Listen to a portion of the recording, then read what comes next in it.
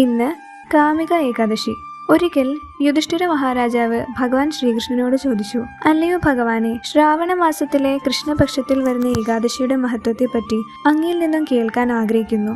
പരമപുരുഷനായ ഭഗവാൻ ശ്രീകൃഷ്ണൻ പറഞ്ഞു, അല്ലയോ രാജാവേ, നാരദമുനി ഒരിക്കൽ ഇതേ വിഷയത്തെക്കുറിച്ച് ബ്രഹ്മദേവനോട് ചോദിക്കുകയുണ്ടായി.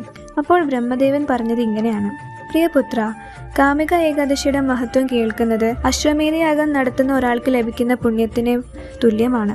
ശ്രീധരൻ, ഹരി, വിഷ്ണു, മാധവൻ എന്നറിയപ്പെടുന്ന ശംഖചക്ര ഗദാ പത്മത്തോടു കൂടിയുള്ള ഭഗവാൻ ഗദാധരന്റെ കമലചരണങ്ങളെ ആരാധിക്കുന്ന ഒരു വ്യക്തിക്ക് ഒരുപാട് പുണ്യം ലഭിക്കുന്നു. ആ അനുഗ്രഹം കാശി, നൈമിഷാരണ്യം, പുഷ്കരം എന്നിവിടെ വസിക്കുകയും ഗംഗയിൽ പുണ്യസ്നാനം ചെയ്യുകയും ചെയ്യുന്ന വ്യക്തിക്ക് ലഭിക്കുന്ന അനുഗ്രഹത്തെക്കാളും വളരെ വലുതാണ്.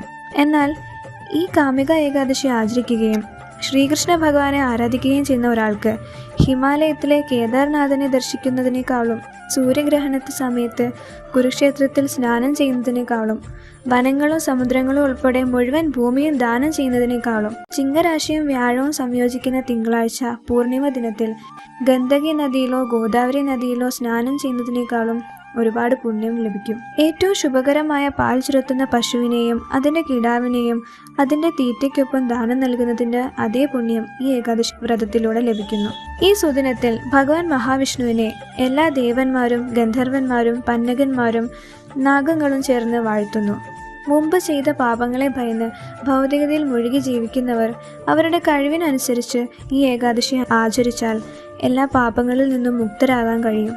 ഈ ഏകാദശി ആചരിക്കുന്നതിലൂടെ എല്ലാ ആത്മീയ ഗ്രന്ഥങ്ങളും പഠിക്കുന്നതിനേക്കാളും വളരെയധികം പുണ്യം ലഭിക്കുന്നു. ഈ പ്രത്യേക ദിവസം ഉപവസിക്കുന്ന ഒരു വ്യക്തിക്കും യമരാജന്റെ ക്രോധത്തിന് ഇരയാകേണ്ടി വരില്ല. ഈ ഏകാദശി മുൻപ് അനുഷ്ഠിച്ചിട്ടുള്ള യോഗികൾ ആത്മീയ ലോകത്തേക്ക് എത്തിച്ചേർന്നിരിക്കുന്നു.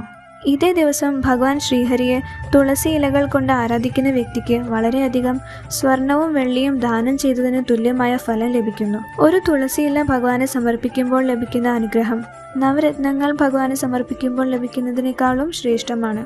ഭഗവാൻ കേശവന് പുതുതായി വളർന്നു വന്നിരിക്കുന്ന തുളസി കതിർ സമർപ്പിക്കുന്നതിലൂടെ ഈ ജന്മത്തിലോ മറ്റെല്ലാ ജന്മത്തിലോ ചെയ്ത പാപങ്ങളിൽ നിന്നും മോചനം ലഭിക്കുന്നു. കാമിക ഏകാദശി ദിനത്തിൽ തുളസി ദേവിയെ സ്പർശിച്ചുകൊണ്ട് പ്രാർത്ഥിക്കുന്നത് എല്ലാത്തരം രോഗങ്ങളും ഇല്ലാതാക്കാൻ കാരണമാകും.